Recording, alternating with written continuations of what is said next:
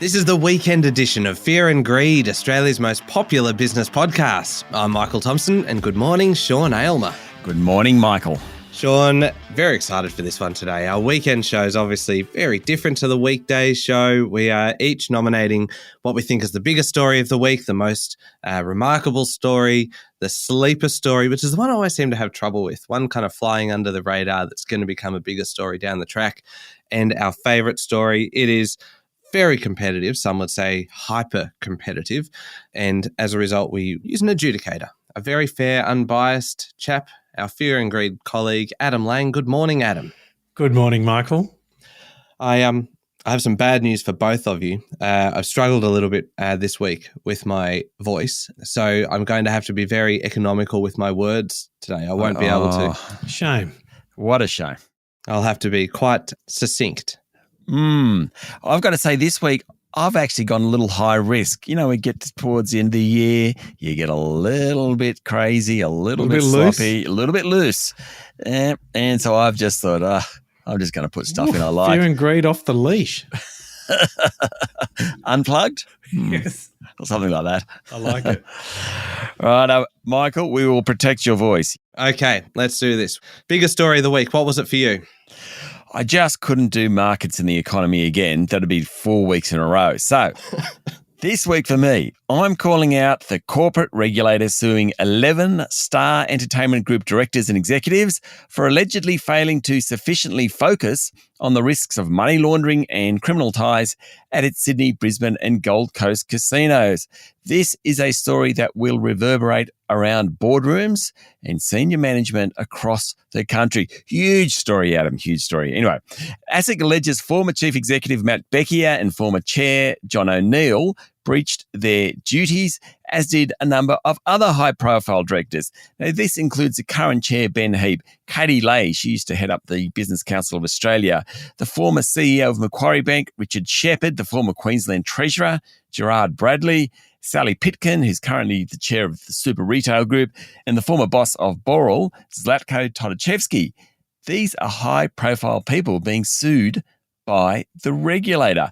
ASIC's argument is that directors need to address foreseeable and observable risks, and money laundering at a casino is a foreseeable risk. Maybe they've got a point.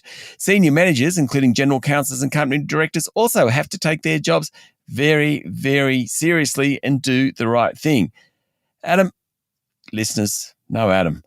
This action will scare the bejeebers out of directors and executives across the country. The corporate regulator taking action to bring senior business leaders to account is a really good thing. It has massive ramifications in the business community. Easily the biggest story of the week. Michael. I love how that just by saying huge story, Adam, huge story, therefore it becomes a huge story. It's almost as though you were convincing both Adam and yourself that story is a huge one. My biggest story was legitimately the biggest story of the week, though, because this is one that saw business and politics and the everyday cost of living just come crashing together in a spectacularly violent way.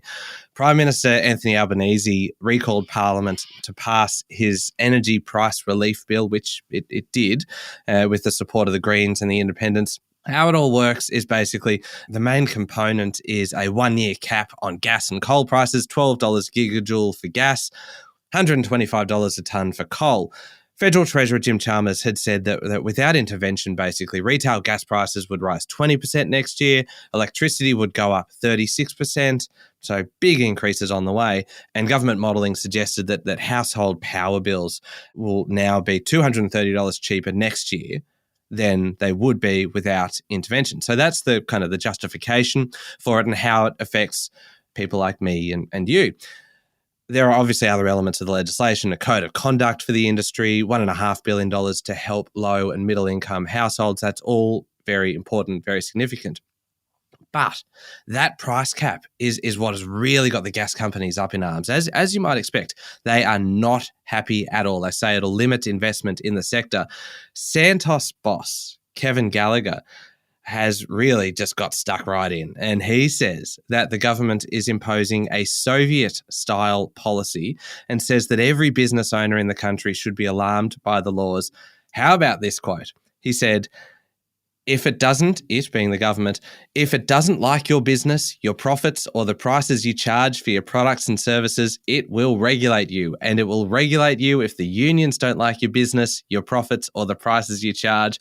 I just love that he's getting stuck in. The legislation might have passed, but the government has clearly picked a fight with some pretty hefty opponents. You put all of that together, and this is the biggest story of the week. I think even ticking off all the items on Adam's criteria by which he judges us. Adam. So just to remind the criteria, economic impact, timeliness, storytelling, and of course, the last one, which can be all important, my pure subjective bias of which story I like the most. Adam, can I just put in a point here? Michael didn't use the word bejeebers, and I did. Okay, that's all I'm saying. Now, you've really struck a chord with me on that one, Sean, and the reason is that I love The Simpsons. And that Save Me Jeebus episode of The Simpsons is one of my favourites. And so when you threw in the bejeebus, I thought, has to be a special commendation for that. That was excellent. Thank you. And, it's a massive story. ASIC suing directors. There's a lot of people, including the three of us. We are directors of this company. And it was a real reminder to every director, small, medium, large businesses, that these are very serious fiduciary duties. And so I thought ASIC's step here is very, very significant, a huge story. I think, though, on impact of the number of people in the country, the energy relief bill is bigger this week, and also because it will impact more people. And within that, I actually think that the reaction to the price cap is significant too. And so, look, it's happened, it's going to happen. But the reaction of business to this is you don't really want to see price caps. I think the issue here is supply. And I hope that this price capping is a short-term measure. But well done, Michael. You just win this one. I can't argue that, really. I can't fault it. Although outside bejeebers, which just interestingly, I could spell the first time and spell check didn't pick it up, which I was really proud of. Anyway, well done, Michael. I think that's a fair result, really. Fairly legitimate outcome. Thank you, Adam, and thank you, Sean, obviously. Feels like I've already wrapped things up today. Sorry, I was kind of just skipping straight. I'm trying to save my voice. I figure if I win the first one, we'll just call it quits and we'll just end it there. No, we'll move on to most remarkable story. Shall I go first for this one? Please do. Sean? Okay. Well, most remarkable story. Lots to choose from this week, actually, but in the end, I had to go for jobs. 64,000 of them, to be precise. Oh, I'm sorry. Sorry, Sean, that you find employment and people having jobs and able to provide for their families so boring. Because this could almost have been the biggest story of the week. It could also be my favourite story of the week because jobs are just so important. 64,000 jobs added to the Australian economy last month, enough to keep the unemployment rate at just 3.4%, even as more people started looking for work. The figures are all pretty incredible. We have more people in the workforce than ever before, a record low unemployment rate, 48-year lows. People who are working are able to get as much work as they want. You put all that together, it's remarkable. Even more so then when you consider the flow-on effects. The strong labour market will lead to wages growth eventually, cause inflation to climb, higher interest rates to get inflation under control. But to bring it back to that very human level, as I am a man of the people, I am the everyman on this show, and you are too as well, Adam. This is a lot of people now working with jobs. And Adam, I took a little bit of time before today's show and I dug through the Fear and Greed archives. And on the 27th of December last year, my God, you declared, and I quote, this is a direct quote from you. Oh, here we go. If you do not have a job, it can affect every part of your life. The amazing employment market is the biggest economic story of the last 12 months. And please note that statement was made when the unemployment rate had a 4 in front of it. Now it's at 3.4%. And I think that the number of jobs created last month is pretty remarkable. And Adam, I suspect that just based on your own statements in the past, you cannot disagree with me on this. I was about to say you can't be a hypocrite, but I thought that probably got slightly negative connotations. No. I think it's an excellent. It is a very remarkable story this week that you're quoting something Adam said from December last year, which was the same story. No, it's similar but different. And if he thought it was remarkable then, it has gotten even better this week. Even more remarkable. There's more remarkableness to it. It has become incredibly timely. I'm sorry, Sean. May I suggest we go on with let's. Sean's point? Let's. Well, the most remarkable story for mine this week, it's not so much Elon Musk losing his position as the world's richest person. It's the fact that he was replaced by an old world traditional business leader. Everything old is new again. For years, the richest person in the world has been technology. Push the boundaries, all that sort of stuff. Elon Musk, Jeff Bezos, Bill Gates, etc. But thanks to the sell-off in the tech sector and surge in consumer spending post-COVID, the richest person in the world is now the 48% owner of fashion giant LVMH, Moet Hennessy Louis Vuitton. The man's name, Bernard Arnault. What's more old-fashioned than luxury goods? I don't think that actually makes sense because they're probably quite trendy. Anyway, leave that aside. You can't tell me Tiffany's, Fendi, Christian Dior are new world. Nope, they're part of the fabric of our society. And Bernard's fortune of $171 billion puts him in top spot. In fact, he's the first Frenchman. In fact, he's the first European to ever take the mantle of the world's richest person. Now, the Bloomberg Billionaires Index says that Mr. Musk's fortune has fallen from about $263 billion to $163 billion. That's a $100 billion loss. Pretty remarkable in itself. Mostly thanks to the drop in Telstra's share price, also the fact that he bought Twitter, that wiped out about $10 billion from his fortune. Anyway, the point being, the world's richest person is not one of those new fandangled tech people. It's an old world person. Remarkable. Adamski, help me out. Sean wins this one for most remarkable. The reason being is that, yes, unemployment is incredibly remarkable, and it has been now for some time. It's a consistent 12 months, really, that just seems to have gotten slightly better and better and better, and now holding. That 48-year low will probably pass in the new year. Unfortunately, we will lose some jobs, but it's a great statistic. But this week, I think that Elon Musk lost his position as the richest person in the world, pretty much arguably by his own design, what he's done with Twitter, and also the tech destabilization that's been present internationally. But I think that LVMH is remarkable for two reasons, not just that Bernard Arnault is the richest person in the world now, but also LVMH. Its rise has driven the whole French stock market up to a level now to be on par with London. So you really have, not only is it a huge company that's been growing, but it's impacted the French market. So it's an incredible story on a number of levels. So Sean, you win this week. Note to self, make sure you do a story that Adam knows lots about because he can actually add to it. Note to self, don't bother quoting Adam's past words because they mean nothing. Those words are as flippant and as useless as yours and mine, Michael. They just sounded better when I said them, Michael. Oh, ouch. Oh, that hurts. That's great. Fine. I think we're going to take a little break. We'll come back in a second and find the sleeper story of the week.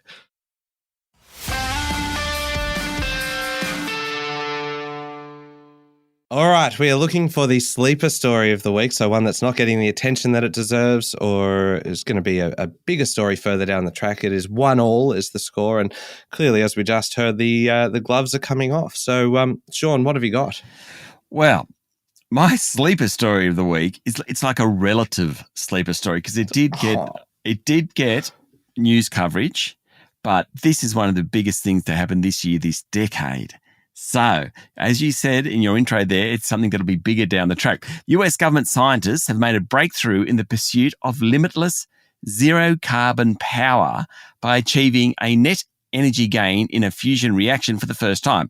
Since the 1950s, scientists have tried to harness the type of fusion reaction that powers the sun, but no one's been able to produce more energy from a reaction than it actually takes to make that reaction. There's never been, in scientific terms, a net energy gain.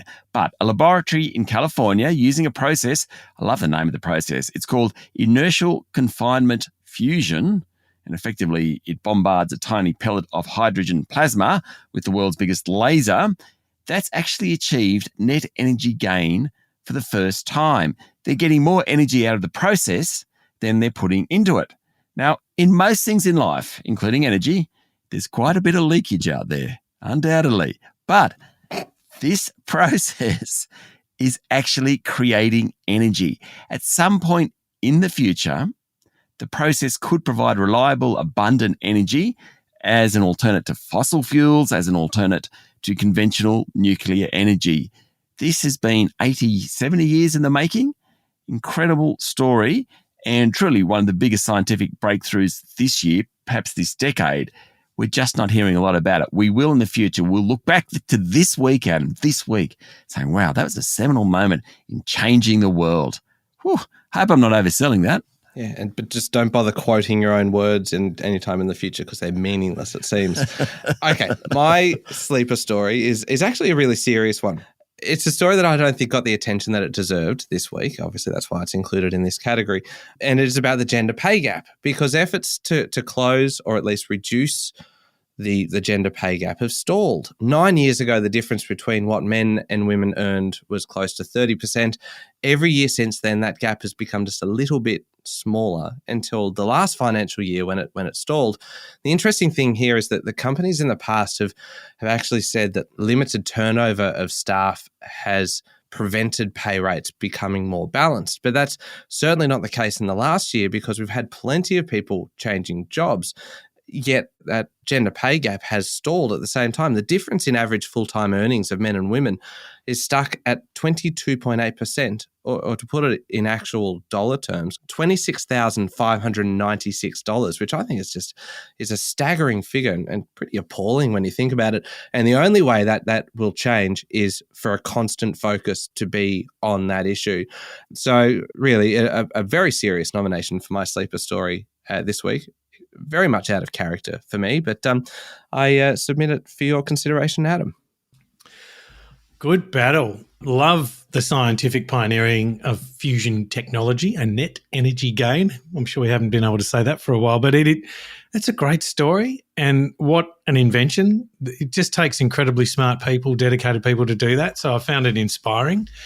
Dealing with leakage and pellets and all that kind of thing. Yes, thank you, Michael. Anyway, gender pay gap improvement has stalled. I actually think that's a bigger sleeper story this week. I think it's a real problem. And just a cop-out warning, blaming limited turnover of staff should not stop anyone from improving the gender pay gap. It is a structural problem that has to be addressed, and I think that is where the attention should turn, and that's why I think it's a bigger sleeper story this week. Well done, Michael. Thank you, Adam. How's your renovations going, by the way, Sean? My renovations, they're going well. Why do you ask? Oh, because you sent us, this honestly just popped into my head just then, because you sent us a picture through the week of you posing with a couple of the tradies that were attending your house. James and Luke. Builders, and Luke's also a plumber and a builder, and James is the main builder. I don't like calling them tradies because it kind of just puts them into this generic category, this sort of thing that you would do. But they're individuals.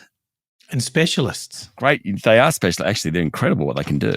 Well, I love the picture because, and we'll put it up on our Instagram, Fear and Greed podcast, because you look like you have absolutely no idea what you're doing. Oh, they're trying to explain something to me. The look on your face is just one of complete confusion, which is actually the look that I have on my face a lot of the time when you're explaining concepts to me.